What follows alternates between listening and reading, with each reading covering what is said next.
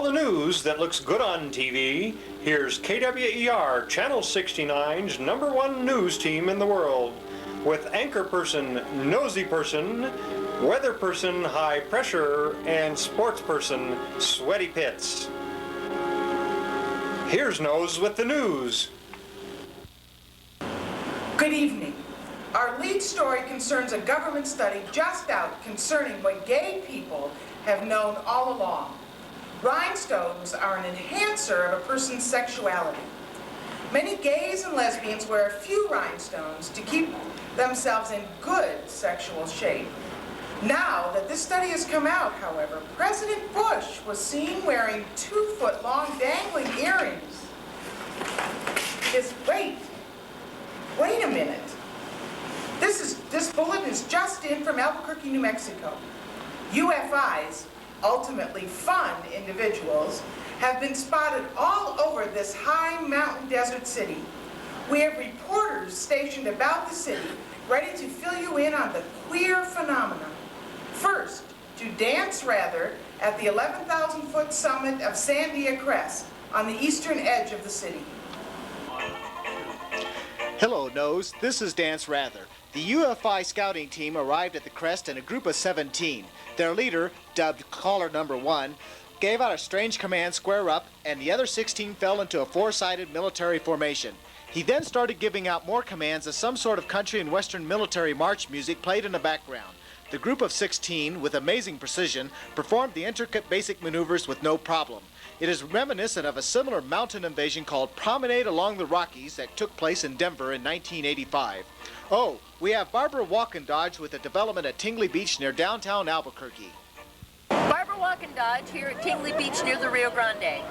People here were enjoying blue skies, sandy beaches, and sun when a group of 9 UFIs similar to those at Sandia Crest arrived. We don't know how they arrived, little fairy wings, I think. But caller clone number 2 gave the square up command, and the troops, called square dancers, fell into formation and started to perform their movements for this mainstream audience.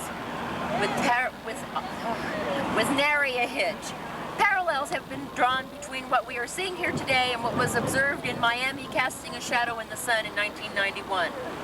It looks like a panic is starting to set in. Wait, here is Forest Seesaw in the spruce and ponderosa pine forest in the Sandia Mountains east of the city. The hills are alive with the sound of music. Oh, shit. Stanley, go. Oh, thanks, Barbara. By the way, we also have aspen and oak and pinon up here. The mountains are alive with the sound of music. Caller clone number 3 arrived here at 0900 and again proceeded to square up his co-conspirators and put them through some difficult schemes. Apparently, they have moved up into a plus mode, a definite sign of a build-up in force, and they seem more determined than ever to accomplish whatever their mission is here in Albuquerque. Doesn't this seem to call to mind the tactics they took back in the forest of Seattle in 1984, the site of the first gay and lesbian square dance convention, and again in Portland for Explode the Rose in 1987? Rumor has it that the best military minds, pardon the oxymoron, in North America are programming their computers to see where the UFIs will strike next. Oops, too late. Here's Tom Brokedown in the desert just west of the city. Here we are at the 5 extinct volcanoes on the West Mesa of Albuquerque. The magnitude of the UFI invasion is slowly starting to sink in with the citizenry of the city. As a large group of square dancers arrived here with caller clone number 4, the politicians, the military, and the general populace saw moves that were so advanced they had them split into 2 separate levels to be accomplished. The computers at Sandia National Laboratories on the city's southeast side are working full-time trying to come up with a solution and a reason for all this commotion. Why in Albuquerque? Why at this point in time? Why square dancing? It's like a reincarnation of the Phoenix phenomenon that crossed trails in the desert in 1988. We hear they are getting close to a solution to this dilemma, but yet the invasion continues. This is Tom Brokedown reporting. The Rio Grande is flowing high, and if you look at this bridge at the correct angle, it looks just like the Golden Gate Bridge spanning the bay in San Francisco.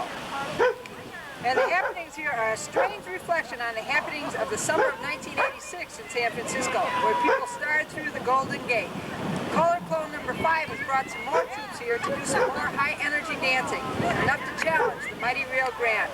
The patterns of the invasion are slowly being computed, and I'm sure we'll have some answers shortly. This is Connie Jane Cross reporting from the Rio Grande.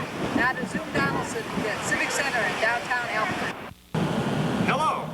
Here in the concrete canyons of downtown Albuquerque, we have found that the invasion has moved into the heart of the city. We have been here for quite some time, scurrying from one spot to another. These so-called square dancers and Caller Clone number 6 have kept us moving. In fact, it has been quite a challenge to follow them. Here is some video taped earlier in the day. First, they were spied in front of La Posada de Albuquerque, one of the first Hilton hotels, dancing and having a gay old time. Next, they moved on to the Albuquerque Hyatt Regency. The hotel was hard hit as these dancers showed a lot of the energy they are becoming known for. It was similar to the events that took place among the skyscrapers of New York City for Peel the Apple in 1989 and North Star Promenade in Vancouver in 1990. The invasion team finished up at the Albuquerque Convention Center where they danced for quite a while and then seemed to lay some sort of seed pods. We don't know what's next. Oh, I hear we have some late developments, so back to the studio with anchor person Nose E. Person. Thank you, Zoom. I'm here with General Colin Circulate Powell from Kirtland Air Force Base in Albuquerque. General, I hear that the military has come up with an explanation for all these UFI sightings. Would you care to inform the public as to what is happening? Yes, no. The public has nothing to fear.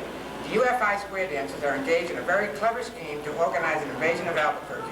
It is part of the IAGSDC's plan to rule the world, or at least dance in every city in the world.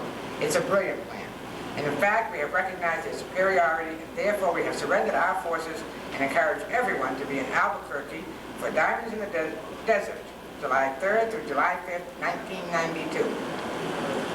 Thank you, General. Now to high pressure for the weather. Thank you! Will soon be shining bright, like a diamond in the desert, like a beacon in the